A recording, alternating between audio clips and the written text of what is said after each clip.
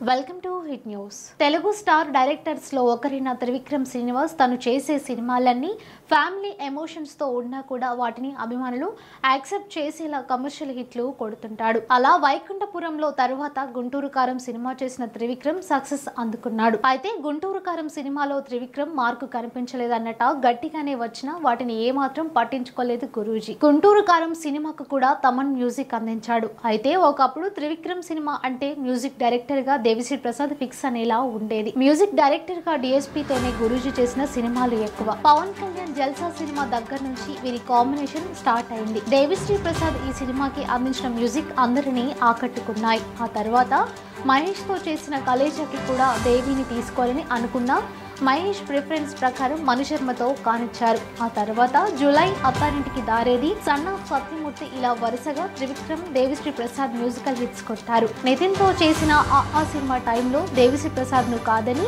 Mickey జే mayor తో పనిచేశాడు త్రివిక్రమ్. ఆ తర్వాత అజ్ఞాతవాసికి అనిరుద్ ని, ఎన్టీఆర్ తో చేసిన అరవింద సమేతకు తమన్ని పిక్ చేసుకున్నారు. అల్లు అర్జున్ తో చేసిన అలా వైకుంఠపురం సినిమాకు తమనిచ్చిన మ్యూజికల్ ఆల్ టైమ్ ఫేవరెట్ గా మారింది.